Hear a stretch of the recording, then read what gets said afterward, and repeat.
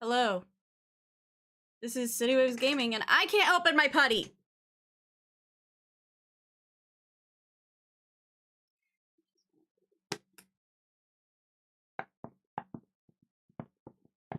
That's so dramatic.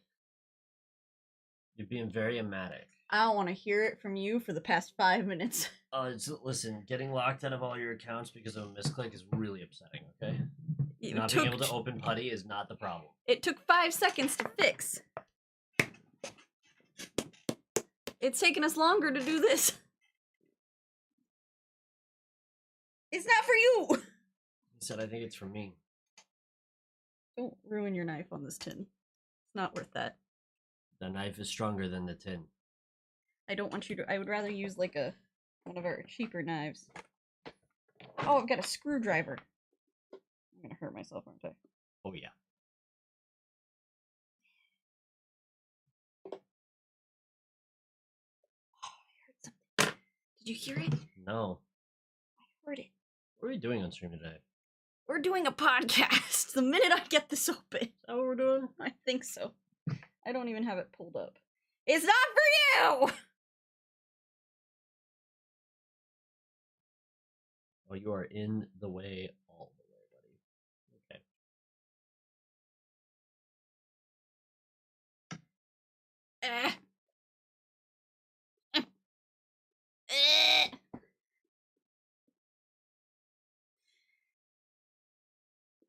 Oh.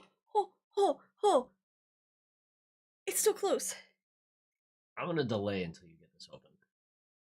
Oh.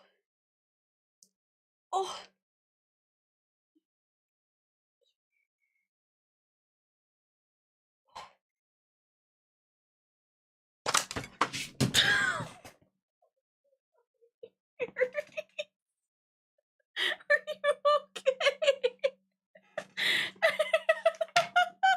I hit our dog so in the head. So what had happened was the putty had settled around the ridge. Yeah. And sealed it. Yeah. I'd never opened it. So that's crazy that it did that.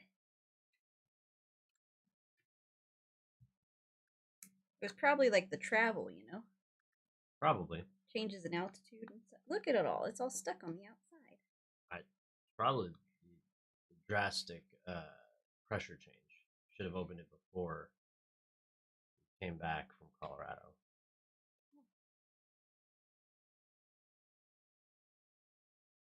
This is the riveting content everyone tunes in for, right? Let's fucking do a podcast, eh? Wait, I'm almost done. Oh my god. Let's watch a Disney Channel movie. Do you remember the movie Surfers, James? No. I didn't watch Disney Channel original movies. There's something in here. What this? Oh my god. It has a prize! What is it?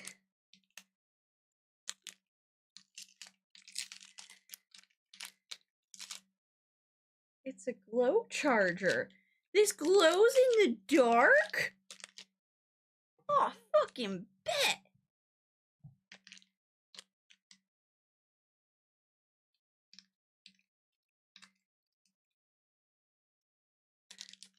This is an unboxing video now.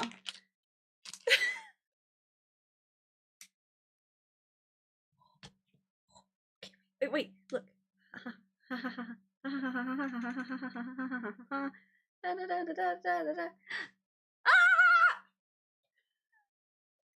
Alright, ready to do a podcast? Hey. Let's look, it's Stardust for Zenon. Alright, Aries, you are kind of right where I need to be to get close to the mic, my guy. Okay, stay right there. Don't move. Let's watch a Disney Channel movie.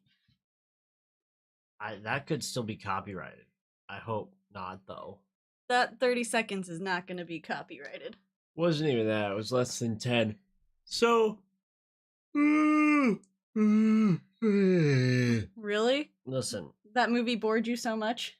I don't know about... Or is it your devastating Avalanche game that you were watching? Certainly not devastating. It's a 1-goal game. At the time of this recording, anyway. The movie in question this evening is Zenon, Girl of the 20-whatever century. 21st century. Okay. Bill Clinton's daughter is president. Chelsea Clinton, who would go on to not be president thus far. Well, this was set in 2049, so she's still got time. All right. So we're in a space station. And we open on the titular character Zenon, who is 13. Yes, 13? She is 13. She's 13 years old. She is my icon at 13. Okay, so we start the movie with her being woken up by an alarm clock that has her own face on it, just to really lock in that she is pretentious and self-centered. Hey! Hey, what? No! Yeah. No! Yeah. No! Yeah. Would you own an alarm clock that you record your alarm for the night before? She even says in the recording this seemed a lot funnier last night. Well, yeah, the whole gag is great, but that's such a terrible, terrible thing. I mean, it's kind of nice. It's motivational. She wakes up and tells her that she looks good, and don't forget you've got that test today, and it's a solid plan. She then snoozes this alarm of her own face multiple times, like lots of snoozing, because she's gonna be late for the next 10 minutes of runtime. I don't even really know what goes on from there until she gets to class. All I know is she makes a comment, a very it's a Disney Channel movie, so it's PG, but it's a very derogatory comment about people who have to live on Earth. Oh, she says, at least we don't have to live down there. Yeah, she's like, I know this, like, sucks, but at least you don't live down there. And there's a shot of Earth, and I said, wow, we put classism against the Earth people. Okay. Oh, sorry, classism against the planet people. The planet people. Because it's not just, like, a country down there. The whole planet's down there. Classism against the planet people. She doesn't like Earth. I don't like Earth. I live here, and I don't want to be here. That's fair. She doesn't like Earth, and she barely recalls ever being there before, and that's wrong. To be fair, her mother has only told her horror stories. Right, we'll get to how bad her parents are in general later. Okay. The wardrobe, so 1999. I love it. It's iconic, and I want to still dress like that. It's an unending cavalcade of the brightest neon colors on top of the darkest purples and blacks, and all of it's pleather, and all of it's shiny, and some of it sparkles, and all of it reeks of 1999. I say I would like to wear all of that, but this girl dresses in all black, like, a lot of the time. So maybe not. Maybe not. So... If I was cool, if I looked like Zenon, I would dress like that. The whole sequence of her running, like rushing to get to class, is punctuated by just a series of minor inconveniences on the way, which she would not have run into if she had just gotten up with her alarm that she so carefully set for herself. And she's running through, and she has to climb through a maintenance hatch, and you get all the vibes that there are some people who think that she's just sort of a fun little, like a little sibling vibe that she gives off to some people who, like, help her out by giving her, like, a protein bar. And everyone else thinks Zenon is just terribly annoying. No one is happy that she is sprinting through the halls. She bothers everyone she runs into. Everyone has to, like, dive out of the way. She just reeks of main character energy. Zenon does reek of main character energy 100% of the time. She's the bad version of Gryffindor. She is a Gryffindor. Oh, Zenon yeah. would 100% be a Gryffindor. For sure. and there is a point in time where she's running and she just keeps running with her arms flopping above her head for no reason. Like she'll run and then she'll just like do this a little bit where she just like is like an inflatable card salesman. What are you Where she talking? just like it happened like 3 times and it's always right at the end of a cut or like right at the end of a clip. Is it like an exasperated like?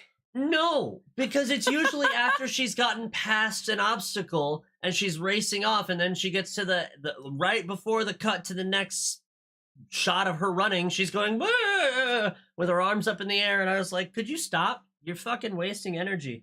And it seems like you need it because you don't sleep at night. I just have a lot of notes about how Zenon seems like she sucks and everyone hates her. She's late to class, which is very funny. Although is she She's really not late really to class? late to class because She's the not teacher's really. not there yet. Yeah, the teacher, who is a hologram, is not there when she gets there, but all the other students are there and they're all seated. And so she gets there, the lecture starts, and approximately 24 seconds into this lecture, Zenon tunes out, turns the radio on, and starts watching TV Yeah. in class. While Raven Simone's over here being a good student. Raven is a Ravenclaw. And you've got other students being good students. And Or then, a Hufflepuff. And then Zenon sees an announcement that her favorite boy band is coming to the space station. And she has an out loud squee moment. Which many Taylor Swift fans could relate to if Taylor Swift ever came to their city. Or it was the 90s, so let's be real, that was like NSYNC or whatever. Protozoa gives off Justin Timberlake vibes if Justin Timberlake was mashed with like Austin Powers. Yeah. So a boy band's coming to the space station. That's the big announcement. That'll come into play later. And you know what? I will give Disney Channel movies this. Under no circumstances is there a wasted moment in a Disney Channel movie. They don't have time. They got 90 minutes. They do not have time in Disney Channel original movies to waste or to linger or to let a moment breathe. It is full throttle all the time. Everything matters. So if you want to follow along with the plot of a Disney Channel movie, you have to be keyed in. Otherwise, you're going to miss stuff. When you only got 90 minutes to tell a story. Yeah, you really gotta lock it in there. So she makes her squeeze sound. The teacher asks if she has something to share, and she bullshits a little bit and gets away with it. Rolls a nat 19 on the charisma modifier there. I will say Zenon, for the most part, has really good charisma. I'm gonna say she has really good luck. Maybe. I don't know about good charisma. She seems to just F it with every single person she comes across that isn't her friends. True. She bombs every social interaction. Yeah. Which is grade A main character Gryffindor energy. Yeah. You know who doesn't have main character Gryffindor energy? Harry Potter. Harry Potter does not want to be the main character. Book Harry has main character Gryffindor energy. All right, but I've only watched the movies. So when he goes, there's no need to call me Sir Professor. Listen, that is very main character. But the Gryffindor class would like to vote Zenon out for being a pretentious shit. I mean, Fred and George are in there. I don't think they can. Fred and George are worse than Zenon, in my opinion. So the boy band causes quite a stir, and then class is over, and everyone fucks off. And I'm very confused about, did they only have one class? I think was it approximately a 10-minute lecture about history? I think they just zoomed forward. Or actually, they go to lunch, so it might have been like history class. It might be like a block schedule, so history class was in the morning for a few hours, and then they go to lunch, and then they'll go in the afternoon to another class for like a few hours. And then is there such a thing as morning on the space station when you are just rotating Earth? I mean, they still have like a schedule. They still have time. There's just not like light to dictate that. So, which is something I'll wait till we get to Earth, but that's something I just thought about. Her eyes would not be well adjusted to that brightness. No. At all. Because it's it's major dark Yeah. on the space station. Oh yeah. So the captain of the space station gets up during everyone's mandatory lunch break and gives a small speech in which he announces that the benefactor of the space station is coming aboard to see how things are, I guess. And so they need everything to be in great shape.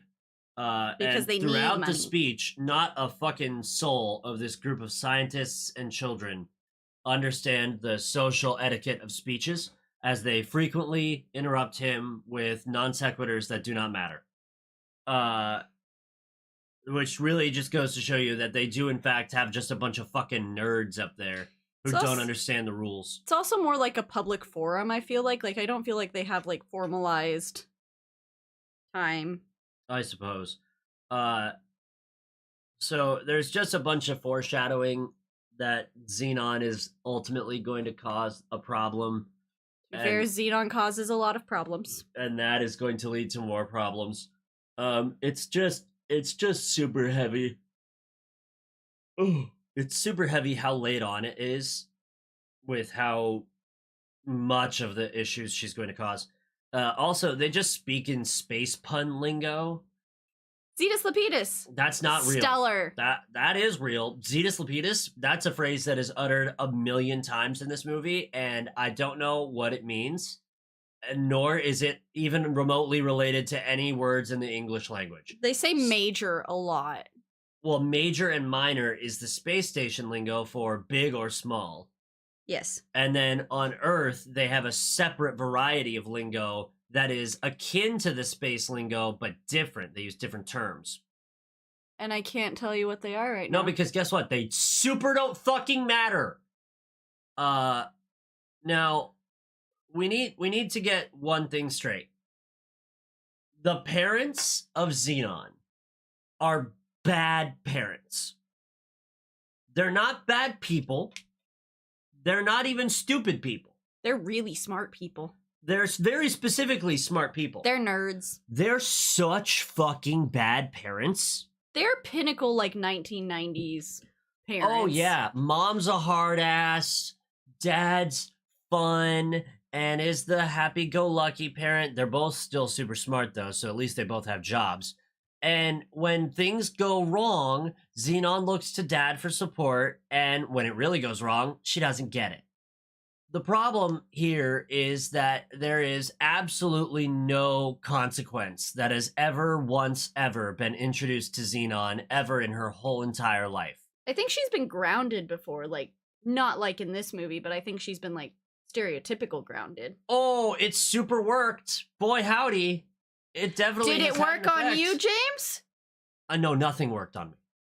Precisely. Maybe you're Zenon. It's the fucking Gryffindors. Well, here's the thing: is I wasn't a fucking rabble rouser. I was really specifically there to make sure my siblings didn't get fucking wrecked. It's all you fucking Gryffindors. It's all the Gryffindors. Look at that. Listen, Zenon didn't have a sibling to look after. She just ended up being a menace by herself. So the parents are just so bad. They don't listen. They don't acknowledge any merit to their children's words, their child's words. They don't care what she has to say at any point in the movie. And moreover, any sort of authoritarian hold that they imagine they have over Zenon is simply not real. They are merely friends that she runs into at her home. Okay, question. Who's the better parent? Because you've seen at least 2 DComs that I've made you watch. Okay. Marnie's mom, Gwen Cromwell, or Zenon's parents, whose names I couldn't remember if you paid me $1,000. I don't remember a fucking thing about Halloween Town. It's not because it was bad or uninteresting, but what I remember about Halloween Town is what I remember about Halloween Town 2, in that there's a lot of songs and the prosthetics are really impressive. There are no songs. There's a lot of songs in Halloween Town 2. No one sings. Yeah, they do the school dance and the whole thing, and they take over the town. It's wild. Yeah, but nobody sings. It's not like a musical like High School Musical, but there's songs. Like a soundtrack, like most movies have? Right, but they have this whole fucking what the fuck do you mean no one sings in a movie not related to the one we're talking about on this show? Why are you like this? What did you do to me? How did you make this happen? Jesus Christ. No one sings in Zenon. I don't know. Actually, Protozoa sings in Zenon. I don't know who Marnie's parents are. She doesn't have a dad. He's dead. Okay. I don't know anything about her mom or what her mom does, or nor do I care to go look at my notes for it. You know who's a slightly better set of parents? Troy Bolton's parents from High School Musical. I said slightly. I was like, Mr. Bolton sucks. He gets better, though. He has a redemption arc over the course of 3 fucking movies. Anyway, Zenon. Anyways. Zenon, apparently her parents suck. Her parents suck. Now, at some point, a kid, I don't remember which kid, but I think it's one of her little cronies from the space station, mentions that if there is a all world famous boy band coming up to the space station, then someone is definitely getting rich off of that. Now, the girls in this group, they are just sort of being fangirly about the fact that the boy band's coming up, and that's all well and good. But I'm pretty sure it is one of the guys who goes, someone's for sure getting rich off of this. It's the code kid, the kid who has all the codes. I would very much like to point out that he is 100% correct, and they should acknowledge that he is correct. No one does anything that someone doesn't benefit from. Ever. I mean, Protozoa is probably getting paid a pretty penny, but it was probably kind of like, spoiler alert, it was probably kind of like the promise that the Wyndham guy made to the space station, because he knew he wasn't going to have to write either of those checks. Yeah. So, probably that. Although, if Protozoa was a really good artist, he would have asked for that up front. Oh, facts. So, now we have a brief aside where Zenon wants to go at around 4 o'clock in the morning and do a little spacewalk with her homies. So to go see the solar flare. Sure, that is correct. So they illegally break into an access-only door and then gear Zenon up in a child-sized spacesuit because they have those. They probably would have to for safety in case, like, something went down. Listen, there's no manual safety overrides on the launch doors or on the doors to the launch bay. So I'm calling bullshit on knowing in advance that they have good safety protocols. I don't think that can be real. Well, I mean, Wyndham is the funder for this project, so he probably doesn't care all that much about safety. Fair. None of Zenon's friends think it's a good idea to go on a spacewalk in the middle of the solar chicken flare. out. They are all also correct. It's incredibly dangerous to go on a spacewalk during a solar flare. And I don't remember where I learned that. Maybe it's because of the solar winds and they can really rock your shit. But none of her friends go out. She floats around for 5 minutes and then her dad rolls in, retracts her. She is in trouble, but not really. They just sort of chew her out a little bit, and then her mom puts on a stress hat. Which is the stupidest looking thing. It is the silliest fucking stress hat. Out of this whole entire movie, that's like the stupidest thing, but I want one. Does it work? Like, what is it? Does it take away the stress? Because I will put one of those on. I'll wear one of those 24/7. So her mom has to wear the stress hat. Zenon says, I can handle myself, I'm 13, and I just was like, all right, that's enough of that. That's preteens. I mean, that was like a thing during that time, though, because like Marnie is 13 in Halloween Town. Not to keep comparing the two, but Well, you sure do keep comparing the two. Well, but she's like, I'm not a child anymore. I'm 13, and I was like, Marnie, sit the fuck down. Like, both of you are children. You are children. At 13, like, thinking back to who I was at 13, I was not an adult. You have no idea. Neither was I. No shot. So now we fast forward a little bit more to Wyndham and his goon have arrived on the ship, and they're walking around, and Xenon's parents have done their best to get Zenon to behave for this trip. And by that I mean they have asked her nicely if she would behave, and she has relented slightly. To be fair, she does a really good job until she thinks she's like trying to do the greater good. Like she doesn't cause any fucking trouble. Yeah, she doesn't do any she doesn't do any chicanery. So she does listen a little bit. But the funniest thing though, I think to me, is how the whole plot kicks off, really, because Wyndham gets there and he's talking to her and the interaction's great, and then she sort of oversells it. And then Wyndham carries on with the tour and she leaves, and from that moment on, Wyndham is public enemy number one to Zenon. And there is not an actual inciting incident for her to be this mad about this guy. She's correct, but there's not a reason. I'm gonna vouch for Zenon here again, because I get those vibes from people too. Like I could have one conversation with someone and be like, nope, don't know why, don't like you. Like something's wrong here. It's a thing. It's a thing that some people have. You just know. Do you ever just know, James? I mean, you can getting a vibe off of someone is well and good. I don't mind that. But if you're going to say that she gets this bad vibe from the guy, then there should be a bigger deal about it. And they don't make a big deal about it. Maybe that's the point. That's a terrible way to tell your story then. Why?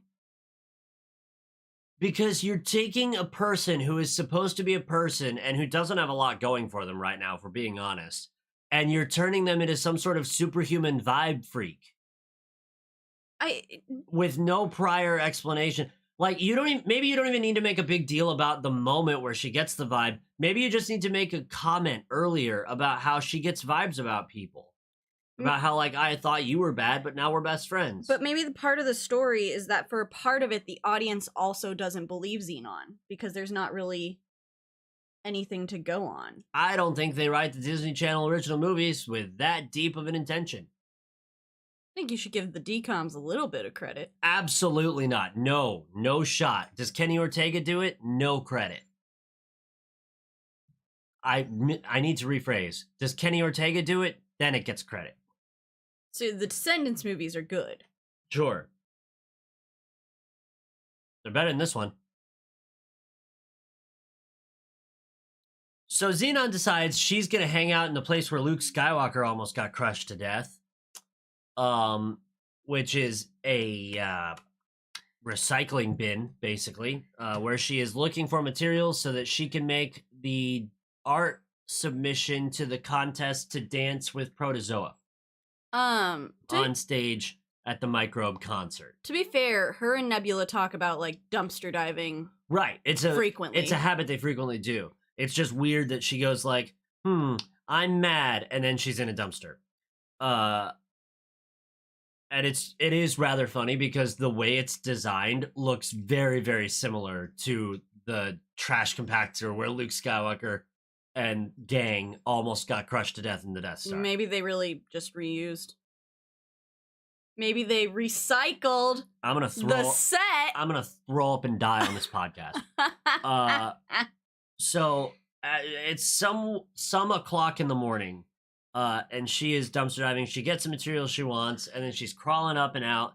And as she sticks her head out of this access hatch, she sees Wyndham's crony commit the first act of no goodery, in which he is attempting to access a security clearance 4 room, which is the computer memory mainframe.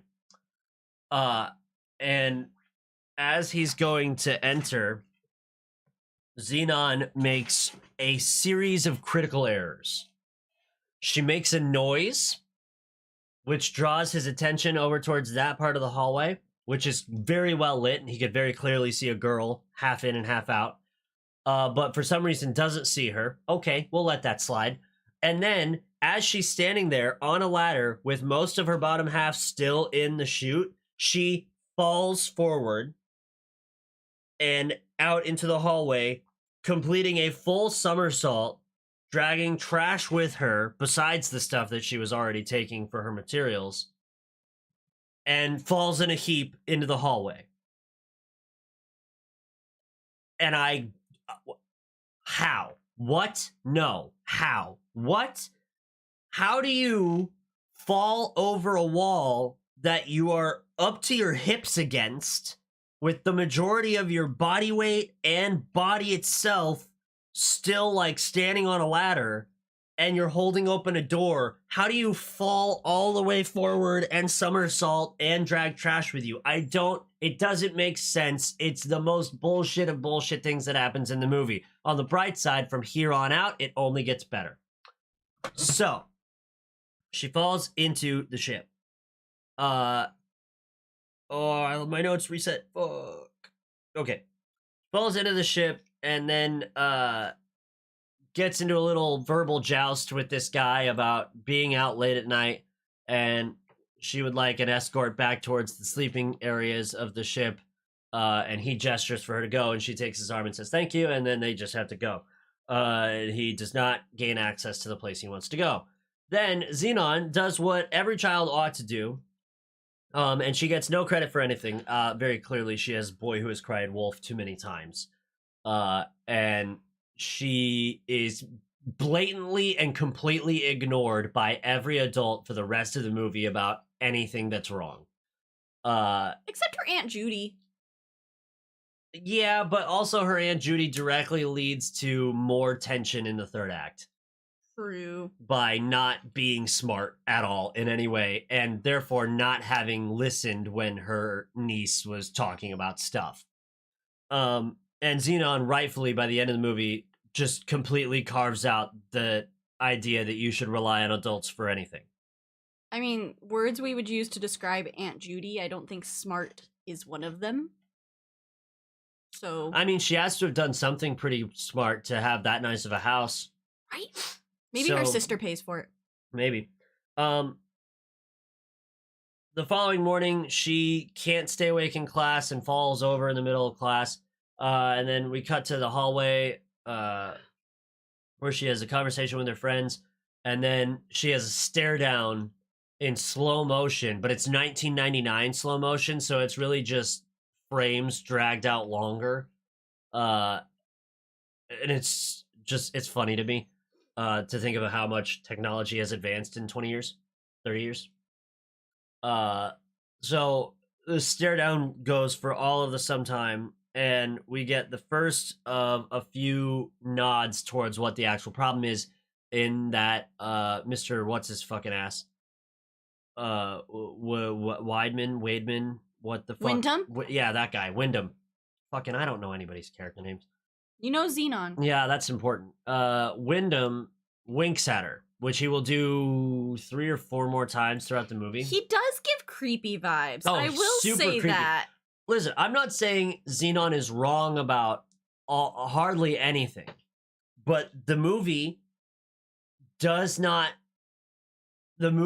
too many things for how long it is, and so you shortchange your ability to tell the story more effectively to a wider audience by not explaining how she got the vibe to begin with, when you could have had him give that wink before, which he did not do in the hallway with her parents, resulting in her getting a bad vibe. That would have been enough. But they didn't do that.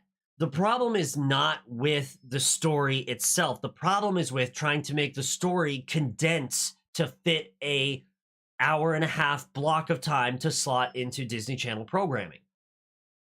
So you think if the movie had been longer... If you give this movie 15 extra minutes of runtime, I think you can solve 3 or 4 of the plot problems with ease.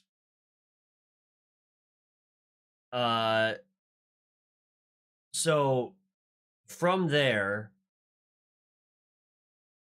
I just have notes that don't tell me anything. Zenon wins the thing. She wins the contest, so she gets to dance with Protozoa when they come up for the concert, Woohoo! Everyone's happy for her. Yay! Hooray! Of course, the main character won. Uh, there's a bunch more foreshadowing that's really, really on the nose about how Zenon's gonna fuck it all up, and there's more tension that's soon to come.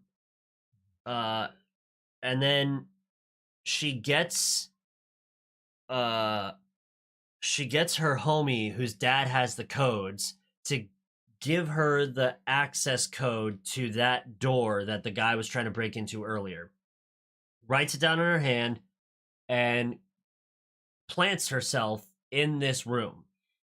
As a canonic handwriter, I'm just gonna tell you, if you have to write something on your hand, write it on the top of your hand or on your arm, somewhere you're not gonna sweat as much. That's my only thing. So she's hiding in the computer room, right? She's hiding in there, and this guy does his little code, gets into the room, and he's making his way to the computer, starts tippity tapping away, and Zenon is hiding underneath a bulkhead or something and can see through a little grate and bumps her head on the grate because she's still got her giant pigtails up on top of her head like a dumbass. Her space buns? Yeah, her space buns. I actually make a comment about the wardrobe doing a really good job with her hair later when she's on Earth because they do it differently when she's on Earth. And it's a slow adjustment too. And it inspires character growth. This movie is really not all that bad. It's just too much. There's too much good ideas for plot that's being shoved into too small of a time frame. I will say, should we ever watch the sequel, which is what it's called, they do grant you that. They give you like an extra 15 minutes. Terrific. I think this movie could have been a 2-hour movie. It could have been. It would have been a boring 2-hour movie, but it could have been. It's also geared for kids, so it's really not up my alley. Yeah, you really have to also like think about attention spans. And... Yeah. So she bonks her head. Guy looks, doesn't see anything, carries on his merry way. What he does is he opens up the computer, puts a little disc in there. It goes in. It pops back out. He takes it and he leaves. And as he gets out of the door, he checks behind him to see if anyone's looking, and he very surreptitiously tucks his hand into his breast pocket on his jacket. But what he doesn't do is anything a normal person with normal hands would do. And that's not to say his hands are weird. He's got normal people hands. It's really forced. One of the worst fucking mishaps of bad acting and bad direction I ever did see. And he tucks his hand in and fumbles the thing onto the ground. It makes a noise in the dead silent space hallway that no one else is in. He doesn't hear that, doesn't notice it's not in his pocket or in his hand anymore, and carries on like he has it in his pocket. And doesn't notice for some time, like until he sees it later. Yeah, he just, I don't know if he thought it was missing or what. I don't know what happened, but he drops it and it lives there on the floor now. And we sit there, and this is one thing I give it credit for. At the time, I did not understand what was nefarious about what he did. Because they really give you a slow burn of the plot in this movie. They don't reveal things too early. They just force events to happen too fast. So on the one hand, that's really great. They don't reveal stuff too early. I mean, yeah, the foreshadowing is as on the nose as it gets, but it's not foreshadowing about obvious things that can happen. It's foreshadowing about, just something problematic is coming. And Zenon's going to do something that's going to be problematic later. That's all the foreshadowing you get. And while it's really heavy and really obnoxious, it's not overtly plot revealing. So that's good. Downside, when you'd spend all your time showboating your foreshadowing, you have to cram down your plots and points of contention, such as dropping your little pin into your pocket successfully. They really fucked that up. So, now Zenon's alone in the computer room. She doesn't know what the fuck he did. All she knows is she's got to get out of here. And I guess she was really super fucking nervous because she goes to look at her hand to read the code, and in a gag that is executed much, much better in an Ocean's movie, she does not have the code anymore. And actually, she remembers the first 3 digits of it, I'm surprised. which is 135. I'm surprised you knew what they were, because Well, I watched her write it on her hand, and I was like, that's going to be important later. I like Zenon. Couldn't tell you. So she guesses the first 3 numbers correctly and then fucks it up. And as soon as you fuck it up one time, it's alarms and all this stuff. Which is good security, I That will is great say. security. They don't let you, like, it's not like a 3 times and you're locked out thing. It's like a... The only way it could be better is if the password changes every hour on the hour. Probably isn't that frequent, but I imagine it changes enough because that kid has, like, a tablet that he has to hack into to get the codes to give to Zenon, so... So eventually she gets caught in there. There's a whole big to-do. The captain does some parenting, but he's not her parent, so it's really grossly inappropriate. Her parents... I think it's like it takes a village to raise a child on the space station. That's the vibes it gets. Well, the vibes are that you should have more social aspects to life other than a group of scientists and their 7 children on the space station. Maybe you should have, like, people who are there solely for entertainment. Or, like, I don't know, other things that you need in life other than work and food. Like, boy, and the space station is fucking ginormous, so you've got space for them. And they have a weird, like, spiral staircase apartment that they live in, so that's 2 stories of living space. I mean, you can do it. Like what? Like what would you like them to have? Because they talk about how they get to, like, watch, like, holograms and, like, movie screens and stuff like that. Give them fucking, I mean, that's all fine and good. Give them, like, live performances. Like, you know how we have entertainment on cruise ships? Yeah. We have, like, bands that will play, and you've got places to go where you can watch a show, you can see a comedian, do a set. Like, do that, and just cycle the people that you have on for entertainment out with each supply run. I think they're getting to that. Like, I don't think it was, first of all, I don't think the nerds were thinking about that when they went up there to do their experiments. And also, like, this is, as far as, like... They've been up there 8 years. No. Yes. Longer. Zenon's been up there 8 years. Yeah, Zenon's been up there 8 years, but the space station has existed for 27. But if we're talking about in the grand scheme of, like, living situations and, like, experimental type things, it's not that long. Like, for them to, like, decide, is this working? What do we need? What do we not need? And I'm betting there's some places that we don't see on there, like a track. Like, there's probably, like, well, Zenon mentions they have a gym. They have a gym. And stuff like that, so... I don't know. There's a lot of stuff that you don't get to see that would help you in the world building of the place, but it's a Disney Channel movie, so it's not like they have the budget for that shit. Yeah, most Disney Channel things take place in, like, 4 locations. Zenon is then grounded, but extra, more terrible version of grounding in that she's literally grounded. Banished to Earth. Have you ever gotten so angry at your kid you sent them to live on another country? So she's sent down with the next shuttle that goes down, on which are the fancy pants budget man and his goon. I will never remember his fucking name. Wyndham. Yeah, okay. I don't know his goon's name. Suts? Lutz? Fucking something. jackass. The smarmiest guy that they could cast. He's not the smarmiest guy. They could have cast a famous smarmy guy. They casted a guy who looks like a smarmy guy, but he's just like a dude. So they go back down to Earth.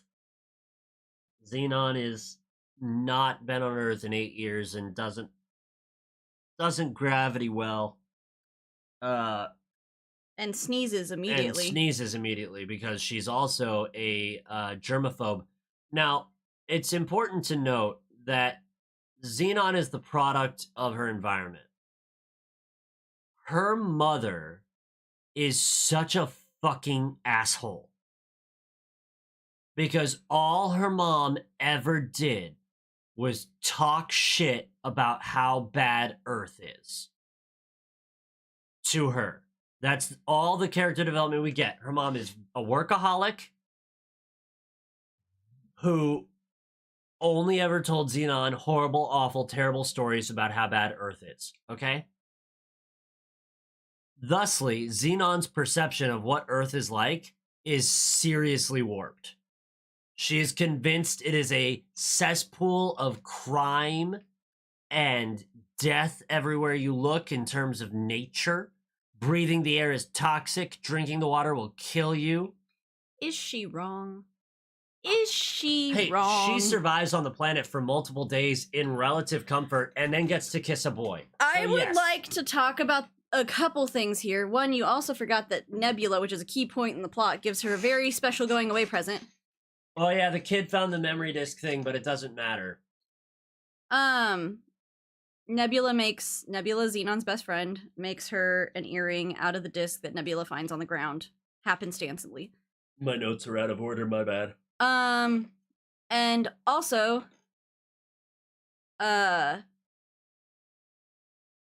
things that would not actually work for Zenon. Zenon would be very sick upon eating Earth food. Oh yeah.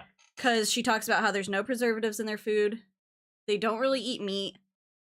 And there's no, like, dirt or, like, artificial coloring or anything. So eating any food on Earth would make her immediately ill. It'd be like going back in time and feeding somebody, like, anything from this era. Yep. They would just get instantly sick. Yep. Her eyes, she would need to wear sunglasses for like the first couple days because, like I said earlier, the space station dark as fuck and the sun is bright as hell. Her muscles would be a little bit weaker than they are,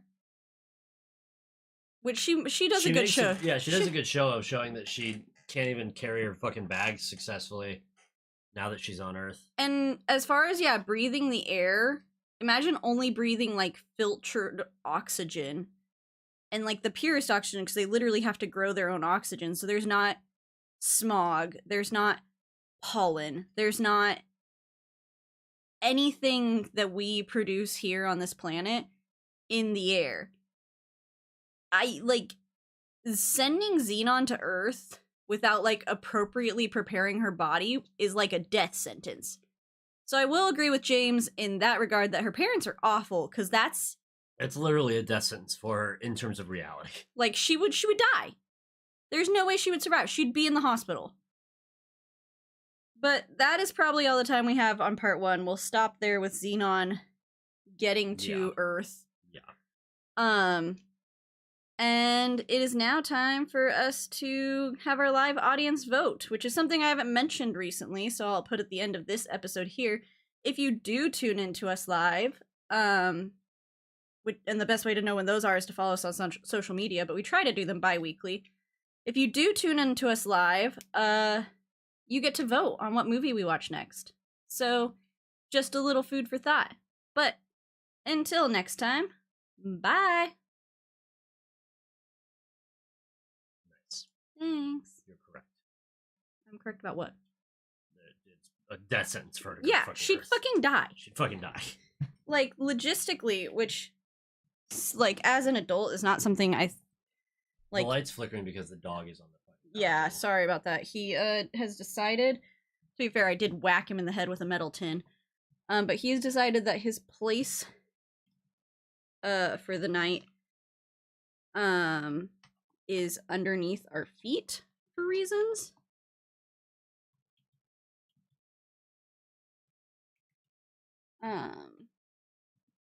And I don't know why.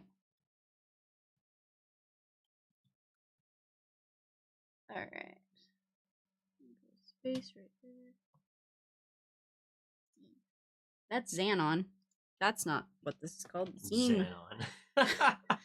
Zenon, Girl of the 21st Century, Part 1, save. I will scurry so you can do the... Why is it not valid? Why is that not a valid... Do I have to get rid of the bracket? Yeah, probably. Save? Okay. Yeah. No special characters. Except periods. I forget that set files are weird. Alright, let's see. What time is it? Uh, it's 8:51. All right. The fulcrum's supposed to hit. It's only 49 degrees. We're in Texas and people are saying it's gonna freeze.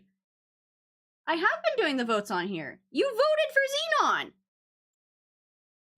You voted for this shit.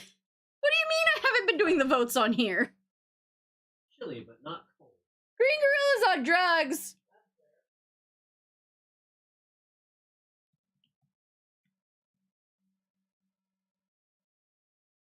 We've had wind all freaking week.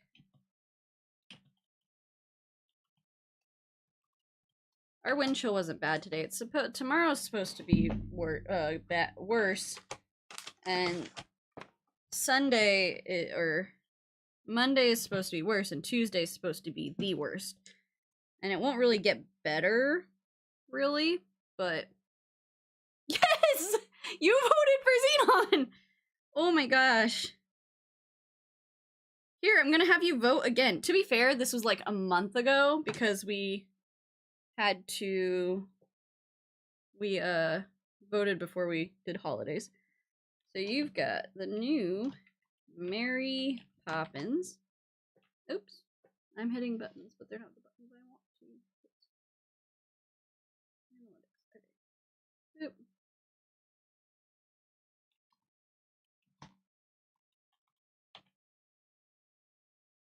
Okay. Mamma Mia 2. I'm just going down the list here. There's not any rhyme or reason to these.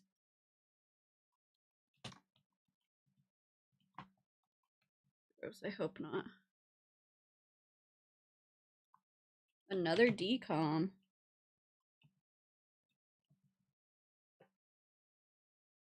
Good decom. James will hate that one. Alright, we will be back in 5 minutes.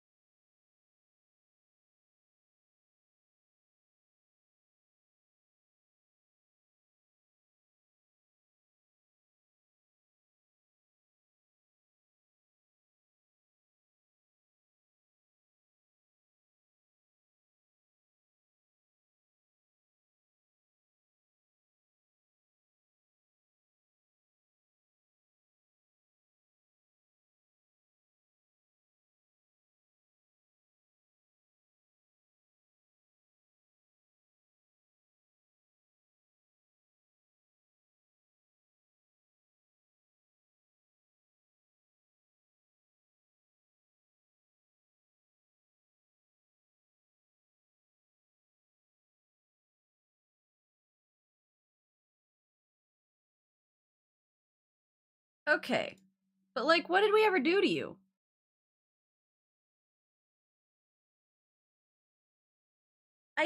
That's your, that's not just James.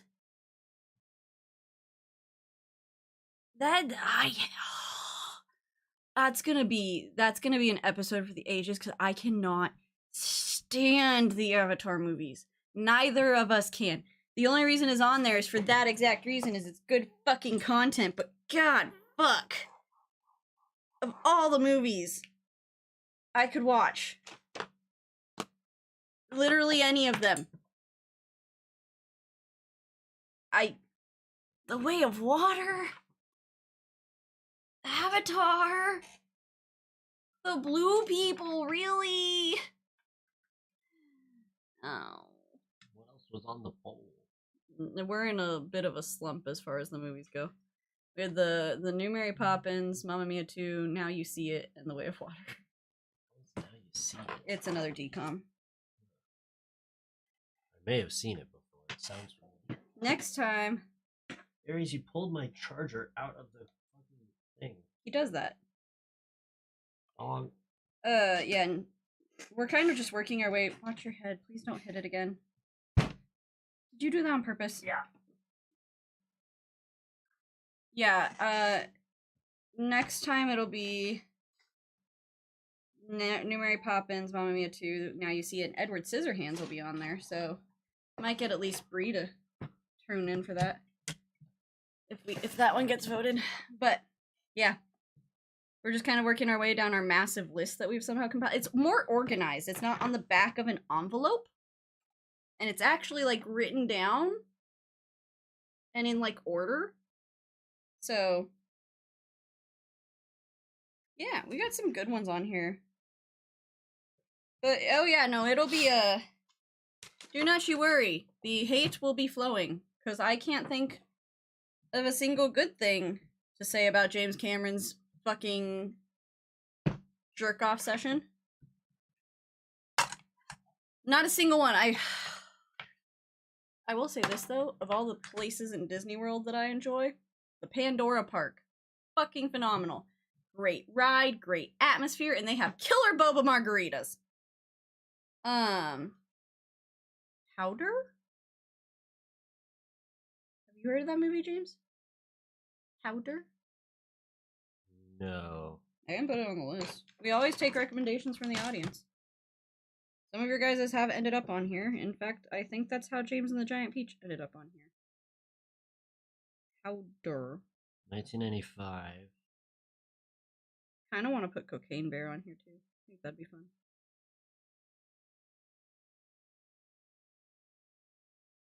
Yeah, we got like Anchorman and stuff on here. The Iron Giant, because apparently James has never seen it. Like a weirdo. Labyrinth. James has never seen Labyrinth. We have some really killer ones. We've been doing some older ones recently too, like Neverending Story, James and the Giant Peach, Zenon, technically, I guess, because it's over 2 decades old. It's fine. I'm fine. You seem fine. Shrek 2 came out 20 years ago. We watched that for fun the other night, though, and it was a good time. Main character is an albino with magnet powers and hypersensitivity to the sun. So, like, Vampire Magneto? Because that's what I heard. Alright, let me get a new file up here. It's on the list. It'll be here eventually. It'll be here by the time you forgot that you told us about it, but yeah, it'll be here. Alright. Did James show you the pic I sent of the never... Yes, he did. He did show me that. I also... Oh, my phone. I was like, why did we drop a viewer? It's because of me. It's my fault. I'm the problem. It's me. I heard James told you our good news, too, which we can publicly talk about on the podcast. We're gonna be parents, guys.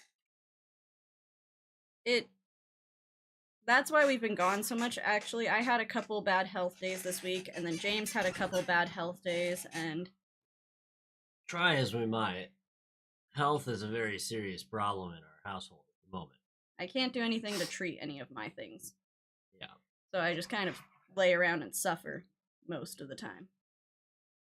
And depending on how bad I am suffering on that day, depends on whether or not we show up. And then James had a migraine. I had a migraine that carried on for 2 days. Yeah. So we apologize. That was one of the nastiest headaches I ever had. I'm telling you. Really stupid. I'm telling you, it's sympathy pains. You're having sympathy pains. This is not the fucking sympathy pains I signed up for. Make my back hurt or something. Make my legs hurt. I don't know. Fucking, what is this fucking migraine that lasts for 2 days bullshit? That's exactly what I signed up for sympathy pains, but not this type. This is the worst. Alrighty. I hate this. You ready? Almost as much as I hate Zenon. Which you don't even hate Zenon. No, I just wish that she would be different and better and smarter. And not a 13-year-old attention-seeking brat. Also, that's Jimbo. That's Jimbo. The giant squishmallow Slytherin snake. Jimbo the snake. Jimbo the jumbo snake. Jimbo the jumbo snake. I got him for Christmas. I didn't buy it. He was actually a white elephant gift that was bought specifically for me. Actually, a couple people bought white elephant gifts for our party that were specifically for us. Well, we would only end up walking away with one, though. I know, but people bought things that they thought would be funny for us to end up with, or that we would like, which I knew exactly what that was, and I just goes that. to show our friends fucking like us. Yeah. All right, ready? Yeah. 3, 2, 1. I got a bone to pick with the cinematographer. Oh, James got really angry. We also did a horrible intro last time. I'm America.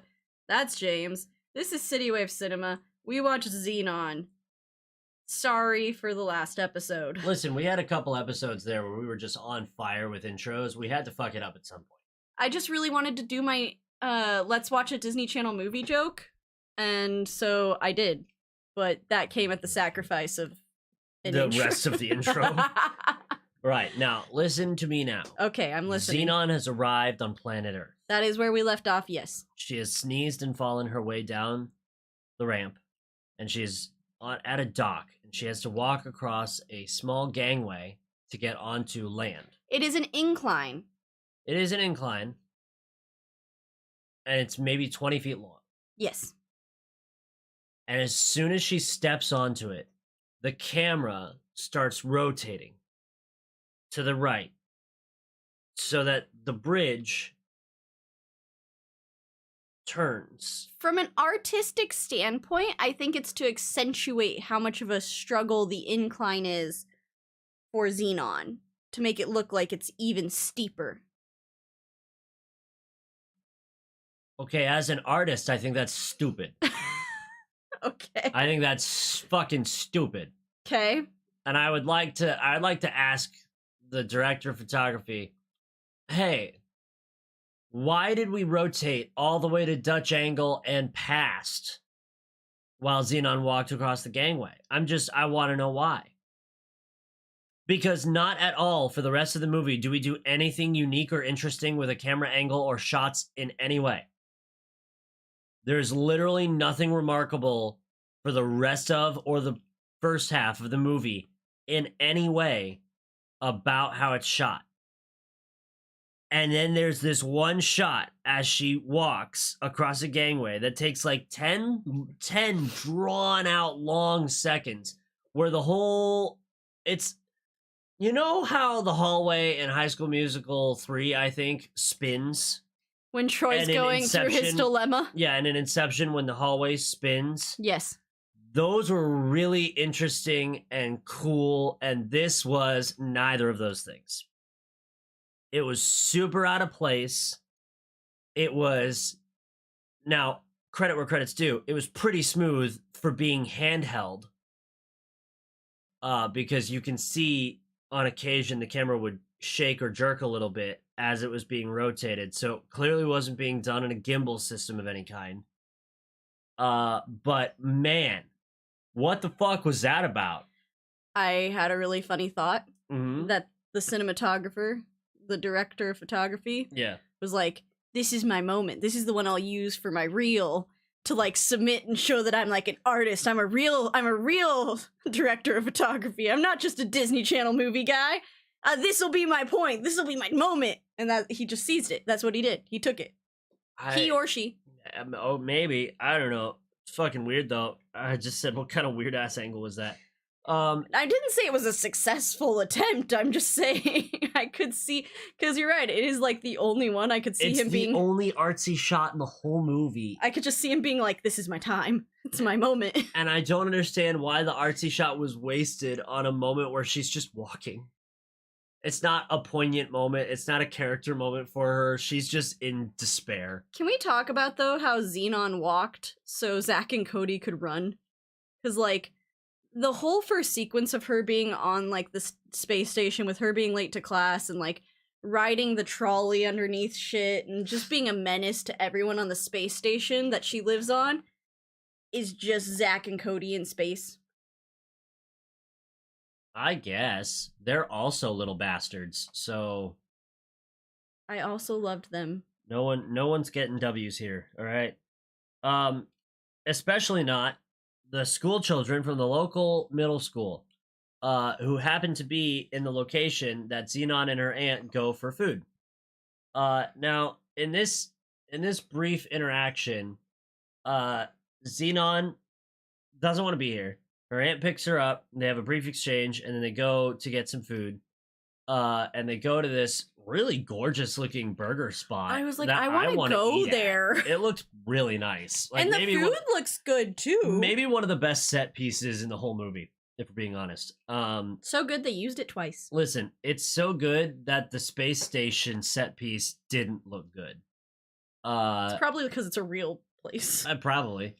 So they're at this burger spot and they're sitting down, and Zenon has already clocked these other kids being mean and laughing amongst each other, and it's almost a replica gang to hers, except for that it's not. There's more boys than girls in this group, and she's not the leader, and she is not in charge of it. And in charge of it is a snotty little shit named Margie, whatever, who's somehow worse than Zenon. Attitude-wise. Oh, yeah. And Margie has laid a territorial claim over a young lad named Greg. And Greg is not participating in this game. As we find out later when he grows an entire spine all at once, which is crazy. Everyone else in the gang seems to be aware of the fact that Greg is not into Margie, though, because... Like, they make jokes about how he's not into her, he's just into the car that her dad owns and stuff like that, so... Yeah, it's embarrassing, really. It makes you feel bad for Margie later in the movie, but in the meantime, she's just a little bitch. So, she engages in some light bullying from the table, and then when Zenon's aunt goes to wash her hands, like a sensible human or something, Margie gets up, walks over to Zenon's table, and just, like, throws down the gauntlet of bullying. Like, go back to your own planet levels of bullying. And Zenon, to her credit, dishes back harsher and faster, and in a tenacious, do not fuck with me way. And Margie does not take the hint, but does take the L and accepts it straight on the chin, as her own gang immediately betrays her to think Zenon is the shit in that moment. Zenon and her aunt abandon the restaurant idea. We also had a slow love zoom, which is why your trope. Margie gets up. Right, because Margie can see the movie from the audience perspective. And sees the slow zoom in on Zenon's face, and the slow zoom in on Greg's face, and the slow zoom in on Zenon, and the slow zoom in on Greg, and then she's like, well, I can't have this. She's stealing my not boyfriend. I mean, in middle school, though, you probably don't know, but in middle school, because you were homeschooled, in middle school, though, that shit is real. Like, if you like a guy, even if you're not together, that's your guy. No one else can like that guy. No one else can have a crush on the guy that you like. This is real. This is a real girl talk moment. If you like a guy in middle school and some other bitch starts liking the same guy, it's immediately enemies. You are not friends with that person, and they can go straight to hell. Guys, don't go to school. The social degradation that must occur in such a dog-eat-dog scenario is astronomical. It's even the same thing like if friends, though. Like, if you are the first one to lay claim to, I have a crush on this boy, no one else in the friend group can have a crush on said boy. That's just girl code. At least in middle school. Girls are fucking crazy. No wonder dudes are gay now. They were always gay, James. Right, but now they're out about it. So, what is the transfer process from space school to not space school? I don't think it'd be that hard, and here's why. Because all the teachers that teach the space school also teach the regular school. Because, like, they're holograms, right? So, in my theory, in my head, it's just extensions of, like, the school district. Whatever school district they prescribe to, so it would just be the same as transferring from like one school district to another.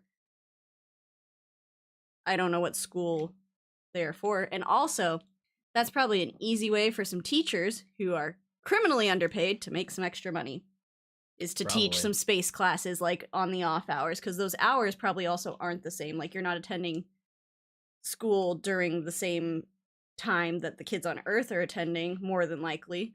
So it's definitely a way for some teachers to make some extra cash, is go teach some space classes in your off hours.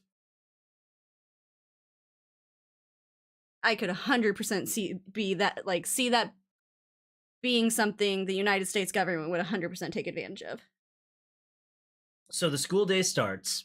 Okay, sorry. And Zenon just suffers through all of it and has to hang out with Margie the whole day. She also struggles. This is clearly she's also bad.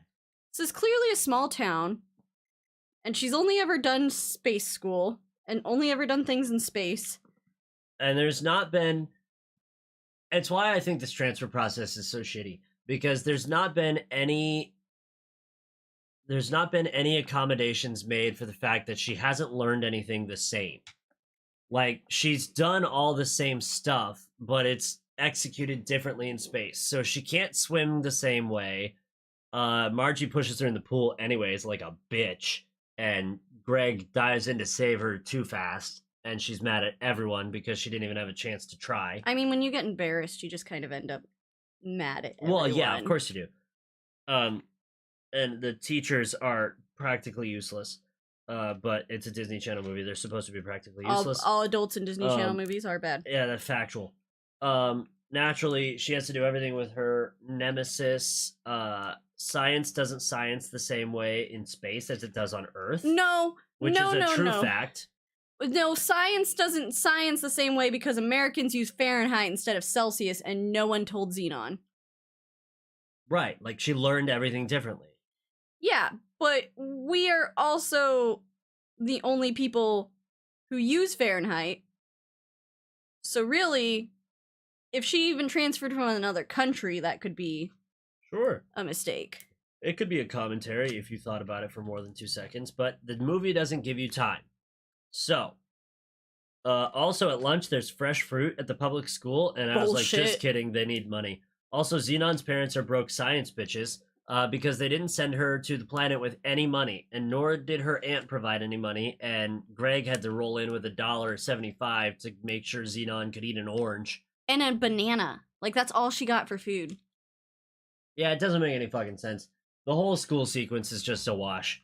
And Greg has to come in and save her again, which doesn't help her. She's just more annoyed about it. He tries to explain that the lingo is different, and she's mad at him about that too. She does give a nice snarky line though about it. She's like, when I checked my schedule, I didn't realize, or I didn't see taking a foreign language on there, and like storms off. A good joke, but like, hey, Zenon, read the fucking room. You're the weird one right now, okay? Are you correct? Yes. Are you also the weird one out? Yes. Get it together. You got a chameleon so you can get your way back onto the ship. There's also just funky, weird license plates, which is a thing I noticed that doesn't matter, but I noticed it. They're future license plates. They look an awful lot like normal license plates. They're just weird. How are they weird then? The letters are all really small. Oh, That's all. It's like the license plate on our aunt's car is a normal sized plate, but instead of the letters being these big blocky letters, they're just really little blocky letters in the middle. It doesn't. It's stupid. I love that this is something you noticed out of the whole entire movie. Listen, the shots are uninspiring and boring, so sometimes I look at like random things to be entertained. Okay. What? Just, there's a lot going. You even mentioned that how you need to be tuned into the movie and. Right, but they almost exclusively say everything that you need to know rather than show.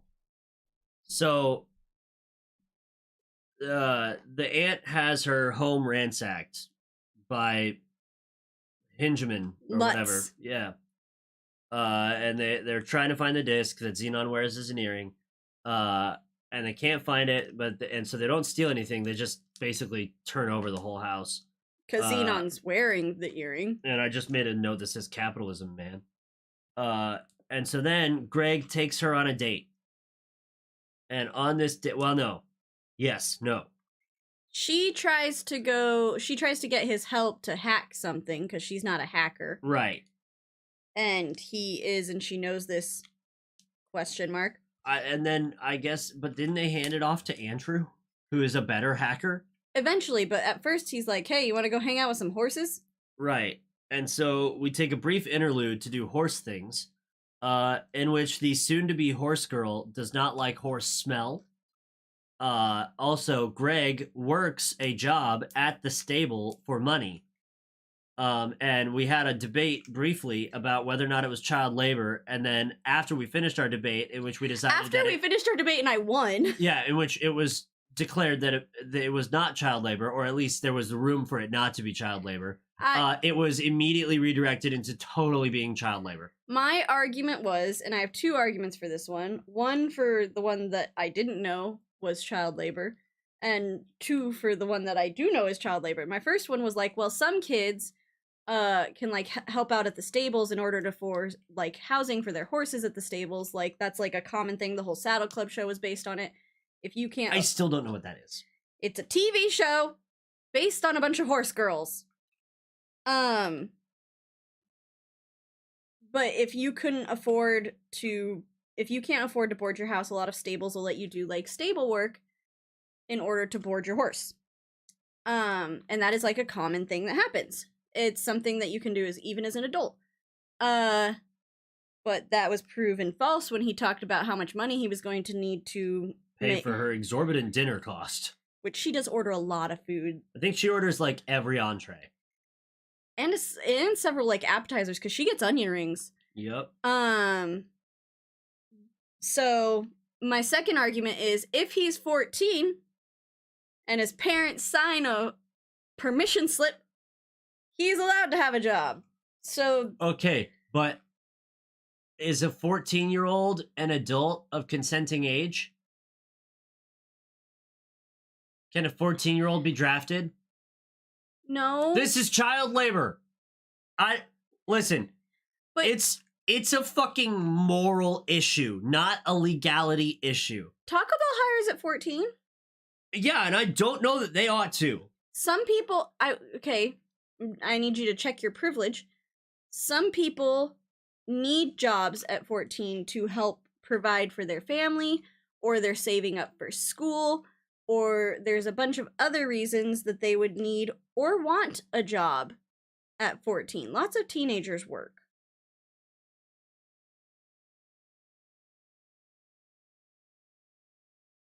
They run out on the tab. Oh my God. He yells for a check. Right, but then he leaves anyways. This is the part where I'm going to make a positive comment about the wardrobe department doing a good job on the hair that Xenon has because she wears normal people hair on this Earth planet date. Whereas for every scene where she has been in the space station, she's got some fucking asshole Coils coil and bullshit. space buns Yeah.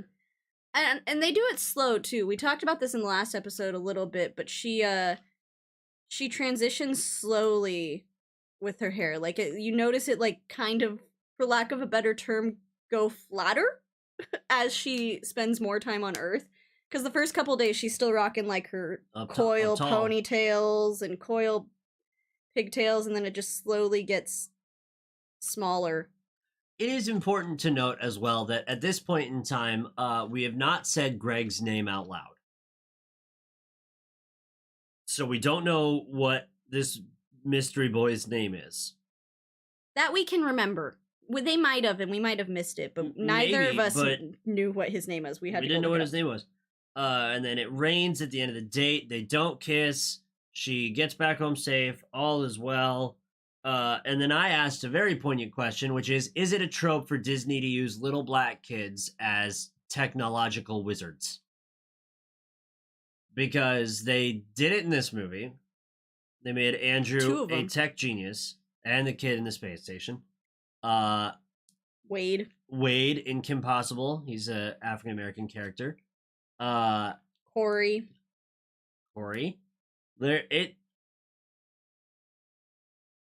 Questionable.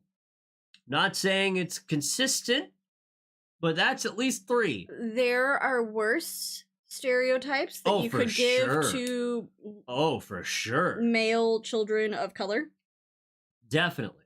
At least they're all smart. Like and I'm not saying it's the worst trope you could ever do, but it's a consistency thing. If it keeps happening, why does it keep happening? Why is this happening? Is the question. Is there an answer to it? No. But why does this keep happening? Also, Margie is obsessed with Gregory, and the motivations are all confusing. And Andrew is the main character for the rest of the movie because Andrew provides all the rest of the plot devices to succeed. Literally, none of the rest of the movie can happen unless Andrew is also there. Because he unblocks her thing. He unblocks the communicator. He figures out what the disc does. He reprograms it. Yeah. First of all, how bad is your fucking virus if a middle school kid can reprogram it? They probably weren't thinking it was going to be found. Like, it probably isn't that complicated of a virus because they were just going to put it in the computer and watch the space station crash. And if the space station doesn't know it's there, they're not looking for, like, a computer virus. They're looking for, like, system failures. So it probably isn't that complicated. But also, Andrew's kind of a genius, so I don't know. It's got to be a school for the gifted and talented kids, right? Like, they all are really smart about something. They all have to be, maybe it's a private school. Could be. We don't know. Because Margie's parents are super high up, because she mentions how, like, her parents work for the people that are in charge of the protozoa thing. And Andrew's parents, and she has a hover limo. Yeah. And Andrew's parents have self-driving cars. Everyone's very privileged. And clearly have a lot of tech, so maybe it's just like a rich kid's school. Could be a rich kid's school. Like a little bit of privilege there. Andrew declares that the space station will explode or crash down or something. The way they yada yada the virus is that it's a self-replicating virus that basically just kills whatever it's in. And if the computer's really strong, it takes longer. So sure, we'll buy that. Just attack system by system, basically. And then eventually, the whole concept of the ship is being crashed for insurance money is explained to an adult. And no one buys it. And they don't even admit to Zenon that they're having issues. Right. Her parents get on a FaceTime. It's not a FaceTime. It's the same thing, though. They get on a video call with her, and they are making pretend that everything is fine. They clearly do not even remember what Zenon was upset about before she left, nor are they taking into consideration a single thing that she said, which could very well be connected to the problems they're experiencing, but they're not buying that. So the adults in the movie are just front to back awful. I'm sorry, but like, okay, at first Zenon seemed crazy, but now my child is calling me from Earth with knowledge she shouldn't have, which they admit. Like, how did she know the systems were failing? And they don't do a thing about it. And an explanation as to why these things are happening For the insurance money. and what's causing it with the virus, and they don't take for a fucking second to think, all this matches up. Like, maybe we should just consider it for a moment. No, they don't even consider it, which is insane to me, because any rational adult in this day and age, and we're talking 2049, so that's the future day and age, any rational adult would be able to hear that information and go, oh, it's totally plausible that a rich guy who's kind of smarmy would intentionally destroy something he pays for to collect an insurance check for more money. Especially because, and it's very easily found out knowledge, apparently, that Wyndham's... Oh, yeah, they're less and less in value. So they're losing money, so he's trying to make a buck. Yeah, it's such a easy thing to understand for an adult, and no adult will understand it. They simply refuse to think with any sort of logic and reasoning, and we are led to believe that these are like cream of the crop, highly intelligent individuals, and I am convinced that every adult in the movie is just a fucking jackass. Even if you don't, like, okay, maybe, well, the commander's not going to believe Zenon because of everything, fine. Sure. But, like, then as parents, wouldn't you go, well, what if we just suggested, do you think that there could be a virus or something that's attacking the computer? And, like, maybe we should have our tech team look into that. Right. Like... No, it's just terrible. It's... The kids are tricked into giving, well, not really tricked, but it appears that they are tricked into giving Lutz back the disc that has the virus on it. Zenon is smart as shit. But Zenon gives him a whole other disc that they have programmed a little stink face onto. That she painted with nail polish. To look like it's the same. Which is so smart. Like, Zenon is actually smart. She just doesn't use her intelligence in the most productive ways. Yeah. So now the plan is they need to get in contact with Nebula so that they can find out what the resupply schedule is, so they can get aboard the next shuttle up to the space station, so they can plug in the recoded virus so that it will kill itself and the ship will be saved. And we find out that there are no manual overrides on the launch bay, or on the bay. It's not the fucking bay doors. It's the entrance doors to the bay. There are no manual overrides on that, so Nebula and her homie get trapped.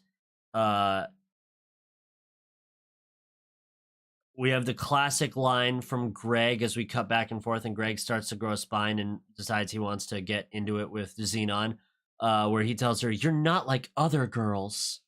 That is the worst part of, like, that's the most cliche it's thing so that happens cliche in this movie. It's just so, it's like, you're not, like... You're not like girls from around here. Yeah, and I just sat there and I was like, no, Greg, you're right. She's fucking weird, dude. She's from space. She's fucking strange. She talks funny, and she's got a different way of knowing things. She's weird. She's not like other girls around here. And that, of course, makes you interested in her. She's not the same old thing. Is that like a true stereotype of guys where it's just like, it's new, so it's interesting? Because that's like that's a trope that's played up a lot. And probably. As a girl, I want to know. Probably. I don't know. I have a short attention span, so everything is shiny and new all over again every couple of months. All right? Like, my brain works differently, okay? I can't get behind that, but it probably is a trope. If you are out there listening, either send us a message on social media or a review on our Spotify or wherever you listen to this, or on our YouTube video somewhere. Tell me, is that a thing? Are you guys just easily distracted by novelty? Ooh, it's shiny. It happens in Twilight too. Bella shows up and all the guys go freaking goo goo gaga over her. Oh, she's shiny and new. See?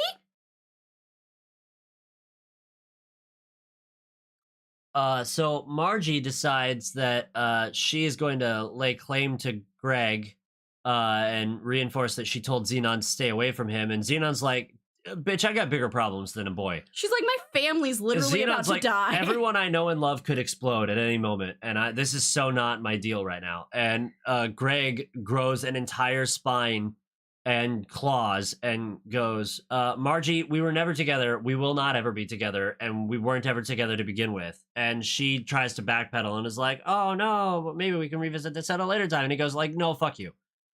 So that's a good gas, a good laugh. They shot the movie on film, and I saw some film grain. That made me excited. The olden days. And then we recall to the boy band thing because the shuttle takes off before they can get there, and then they recall that they can get on the boy band shuttle potentially, and hopefully it'll make it there in time. Andrew does some shit. I don't know what he does, but I just wrote a note that says Andrew's the man.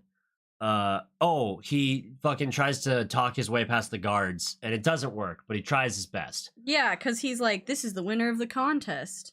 Yeah, Andrew's really working it. And then Zenon sneaks backstage to hang out with the guys in Microbe. After some minor vandalism. And the guy from Microbe recognizes her and is like, oh yeah, this is the person. And she's like, we need to go to do the thing and I need your help. And he's like, well, of course I will help you because that is my job. And the only good adult in the entire movie is Protozoa. Star. Yeah, and he does rock star shit. He's also got a bacon flavored suit on, in case you wondered what that fucking pattern looks like. It looks like marbled bacon. And it's ugly as a fucking you said eyesore. Bacon flavored though. Yeah, because that's the note I wrote.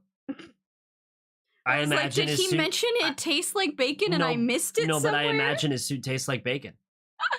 It looks like bacon. The only cars they could afford were VW Bugs. The entire movie is filled with them. And the whole movie, all the adults are terrible. Basically, my notes they really fall off about the plot here, but Aunt Judy shows up. Aunt Judy shows up and makes everything harder for Zenon to try and escape onto the shuttle to go up to the space station. She manages it, and due to some slapstick comedy, Wyndham and his goon get stuck in the garbage spot in the shuttle.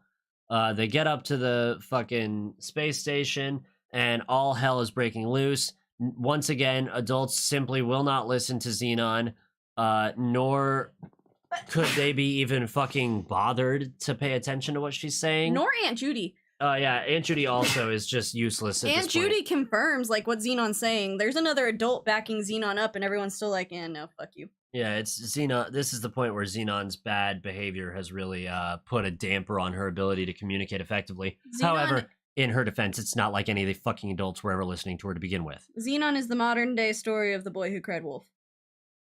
So they get her friends to break her out of the commander's office where they were stuck. And they then run down to the same computer mainframe door where this all started. Meanwhile, the CEO dude, Wyndham, and his crony are freaking the fuck out because they know the ship's going to self-destruct. Yeah, they weren't supposed to be up there when it went boom. He wanted to kill off the Rockstar band as a even bigger publicity faux pas, and kill off the space station and get all the money from both of those.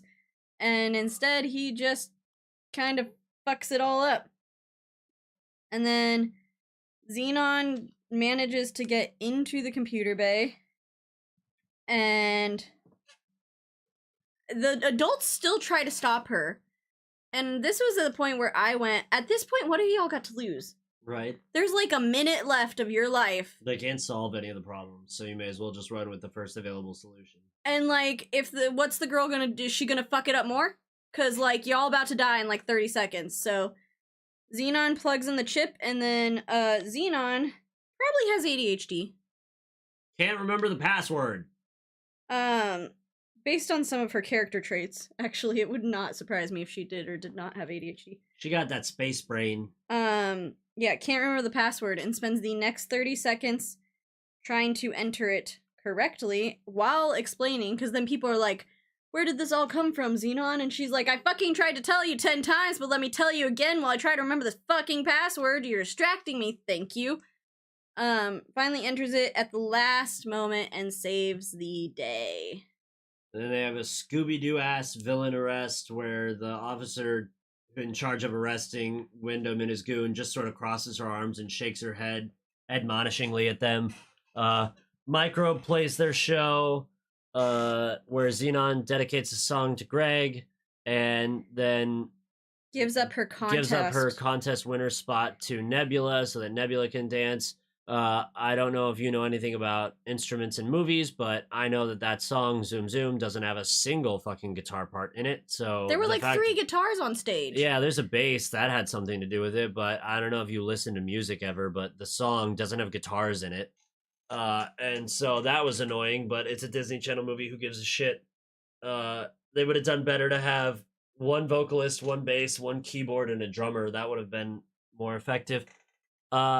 And then the movie is over, and she did it. She saved the day. Hooray! Any final thoughts about Zenon? Rating? Anything? I wouldn't watch it again. It's not for me. It's for preteen girls. And it's like, give it like a 3.5, 4 out of 10. It's not bad. It's not bad. You rated it higher than James and the Giant Peach? It's because it's better than James and the Giant Peach. James and the Giant Peach is like doing drugs. This movie is just like being in middle school? Yeah.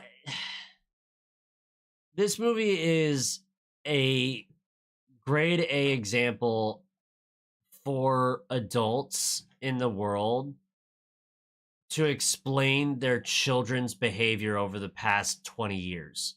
Because if you look at the way Zenon behaves and you look at the way the adults behave, any rational person would watch this movie and go, oh, no wonder Zenon acts out. Everything is literally against her. All the adults are useless. All the adults, they don't do anything beneficial the entire movie. Every adult's decision that they make is negatively geared. It does something to inhibit the plot or to cause something bad to happen. Not a single adult, even those who are trying, like her aunt, succeeds in doing something beneficial to the plot. And you wonder... Protozoa does. Protozoa does, but he's a rock star. He's not a traditionally coded adult in this movie. He is a rebellious, freaky-looking rock star. I don't obey the rules. I make the rules. I poach employees. He's not a fucking... I forgot about that. He's not a fucking responsible party. Yeah, okay. He acts responsibly for Zenon, but he's not a stereotypical responsible party in the movie. And if parents, when this movie came out in fucking 99, watched it with their kids, they might understand more about why kids behave in certain ways in real life when they see this as an example for how to be. I mean, you would say that, but Encanto has come out and Turning Red has come out as very like, and it's just the same fucking movie. It is. It's way better, but it's the same fucking movie. It's way better, but as to the point of like parents would watch this and like go, oh, maybe I should change something about the way I approach. No. Believe me, I tried. No. I think the problem is parents, when they watch movies like this, where the main character is a kid, they also try to view the movie from the kid lens. And so it's like, well, yeah, it's a fine movie, but I didn't really care for it the way you seem to. And it's like, okay, well, you watched it wrong. And there is a wrong way to watch movies like this. Because you always have to take into consideration what the main audience is. Not what the large audience is, but what's the main audience? The main audience for Zenon is preteen girls. For sure. Because who are the most interesting characters in the movie? Zenon and Nebula, who are Kirsten Storm and Raven Simone. Prolific young adult actors at the time. They weren't even young adults. They were just They were kids. They were legitimately kids. Those are the most interesting actors in the movie, and they're the most interesting characters. So the movie is very clearly geared towards people who will relate directly to that. But that doesn't mean that you can't draw stuff from the way other characters behave. It's the same thing for Encanto. How old's Mirabelle? 18, 19? 16. 15. She's 15 in that movie? Yeah. Hey, Stephanie Beatrice is not 15. But, okay. Voice acting is different. But if Mirabelle's 15, then it's the same fucking thing. She's a 15. Where adults don't listen and they shush away problems and it bites them in the ass. And the way for an adult to watch that movie is to watch it and go, maybe I should pay more attention. But instead of that, adults watch it and they go, oh, that was pleasant. So there's the movie. We should require adults to do book reports. The movie is mid at best. It's bad at worst, but it's not the fault of anyone in particular. I think it's probably a really good story that had the terrible misfortune to be Disney executived down to a DCOM original movie. I mean, it's a fun story. I think it would have been great as a 2-hour theatrical release with a much more prolific adult cast and maybe a much more serious director. And a bigger budget. And a bigger budget. The movie itself would have benefited from being a theatrical movie with the funding for it. But it got remanded to Disney Channel original movie hell. And so a movie that could have been a gem, maybe not like a huge hit, but like a cult classic probably, really took an L, and it's the fault of no one who worked on it. I will say too, and this is kind of where we'll probably wrap up, is this line of thought and conversation, is there was a time, and I don't know why, and we should probably do a psychological study, because people probably already have. There was a time in the early 2000s, and I'm thinking about this because I'm just rewatching Code Lyoko. My favorite show was Codename Kids Next Door when I was like in late elementary, middle school, where adults were villainized in a way. Like, and it's a trope that's slowly fading because I think people are working through some of the trauma as to why that was depicted that way, and that's how we get movies like Encanto and Turning Red. But there was a time where adults were the bad guy. And I think a lot of that is because Gen X wrote the movies about boomers. Yeah. Yeah. Listen, it's really easy to read the trends in art based on who made the art. Like, you watch these things from the early 2000s and the late 90s where adults get villainized and kids are the heroes, and you look back at who made it, and it's Gen Xers who are in their mid-20s to late 20s to early 30s even. Yeah. Who grew up under the iron-fisted regime of baby boomers who were fresh out of a time where they were handed a lot. They had to work for some, for sure, but they were handed a lot because their parents wanted the best for them. And so they in turn try to do that, but they do it wrong, just like every generation does. We're going to fuck it up with our kids. It's how it works. Oh, there are already studies coming out about Gen Alpha. It's already fucked, guys. But you don't need to perpetuate it if you can read it and look at it and see it. And we're doing a better job as millennials working in writing and producing this art and this content to make it better, where you see things like Turning Red and you see things like Encanto, where the adults are villainized, but then made whole at the end. The adults are validated. And what I do like about Encanto and Turning Red is that it shows multi-generational comparisons, because you have a younger generation, you have the middle generation, and you have the eldest generation all represented. And who are the worst adults in Turning Red and Encanto? It's what would be the grandparents. The grandmother in Turning Red is an insane person. But it shows it's they explain why, though. Yeah, is the thing. They go through and they explain, oh, you're terrible to me, but you don't understand that you are that way, and it's because of what happened to you, and you're just painting me in that light, and that's not, welcome to therapy on CityWavesCinema. The new movies that a lot of people think are bad aren't watching them correctly. And art is subjective. You can look at it however way you want, and you can take away from it what you want. But when stuff is as on the nose as those particular stories and lessons, where you can't deny that there's things there, you can look at art wrong.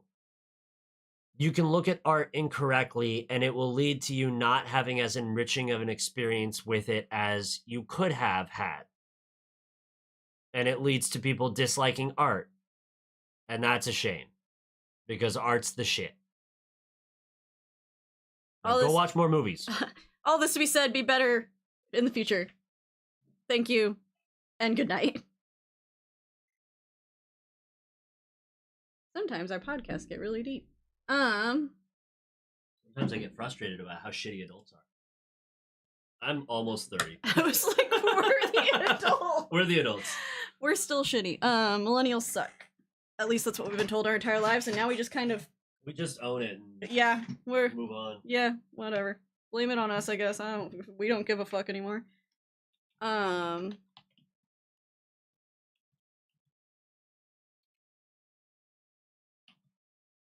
You can blame us all you want to. We have literally gotten to the point that we so don't care. Not to slight anyone in audiences or any, I have this joke with my buddies in Discord. It's a horrible joke because most of us are in relationships, so we say it with a wink and a nod. But it's like sometimes we'll hear someone in the background and we'll go, "Oh, woman detected, opinion disregarded." And really now? I mean, I've never said it, but if I said it, it would be about my friend Josh's wife, Lily. But she never shows up. Or if someone plays as a girl character in a game. But the thing that I've come to understand about me and my buddies and our generation is like, I hold that opinion about almost everyone older than me by 5 years. And it's a constant. So it's like, if I'm 25, everyone 30 and older is like, okay, adult registered, opinion disregarded. So now I'm 28. So it's like people who are 33 and up, their opinions to me are fucking a waste of time. Which is really, it's harsh to say it that way, but I was trying to fix the focus on the camera. Sorry. It's harsh to say that joke in such a gritty way, but I truly do especially now that we're gonna be parents, people older than us, especially our parents' age, are talking to us about how to be good parents. And we both come from households where clearly our parents were not 100% on the know about how to be the best parents. And so we take that advice and we just smile and nod and we disregard it immediately. Because, and I'll quote something I heard on a podcast recently about being a parent. If there are 1,000 books on how to do something, there are none. If there are 1,000 different opinions on how to do something correctly, then none of them matter. because none of them can be the correct one. There are 1,000. If there was a correct one, we would know what the correct one was. By volume, people's opinions get disregarded as they age out. And I am right on the precipice of, oh, my opinion is about to age out of contention with people younger than me. And I get it. And when I have a kid, it's going to be the same thing. They're going to hit a certain age, they're going to get a smart, poignant brain, and they're going to go, Dad, you're stupid. And I'm going to go, bingo. You figured it out. I think 5's a bit extreme. I'd say, like, because, I mean, I have friends that are 5 years older than me. Hannah, for example. I'd say, like, 10. Hannah's 5 years older than you? Damn. All right, I'm going to have to up my number then, because I respect those people's advice. Yeah, I was like... I guess I'll have to bump up my number. Green Gorilla is I was also... incorrect, I suppose. I was like, 5's a bit young. Because if you think about it, that's a bigger gap than there is between two of our friends who are dating. Oh, true. And you know what? Baby gates, huge deal. We're going to need, like, at least 7. They're all going to go around all my shit. Because I'm not moving the shit. America has this horrible dragon feature where she has a bunch of expensive and valuable collector's items that are absolutely at toddler eye level. Not even toddler eye level, toddler hand level. Not even toddler. The minute that kid can crawl, I'm fucked. So we just are gonna... there's going to be a day where one thing will get damaged, and I'm gonna look at you and I'm gonna go, we could get a storage unit and just put all your nice shit in a storage unit until the baby is old enough. I can't do that either. I'll saran wrap the entire entertainment center. I've got plans. Hell yeah. But yeah, no, I think 5 years is a little too short. I'd say like 10. Because I'm with you. But thinking about like all my friends and my I have a wide variety of ages that I am in tune with. 10 years and up. I do think that the chunk that you should be able to hold office should be oh my God. 35 to 65. That's it. If you are old enough to retire in a normal job, you should not be working. You should not be making law. Yeah. If you're 35 to 65, you have 30 years. That's tops. You can hold office when you're 35. You can do it for 30 years and then get the fuck out of here. I think that should be a law. Like, I don't know. You'll never get it through Congress because it's occupied by 70-year-olds on dementia medicine. Woo! They don't even know what they're voting for. They don't read the bills. They don't read the bills. Some weird intern nonsense.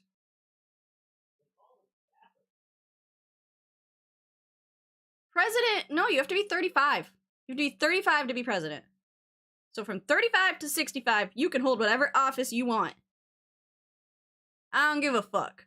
But after 65, I'm willing to admit that I will be out of tune enough with the young kids to know what they need, let alone what they want, what they need, that I shouldn't be making laws for them.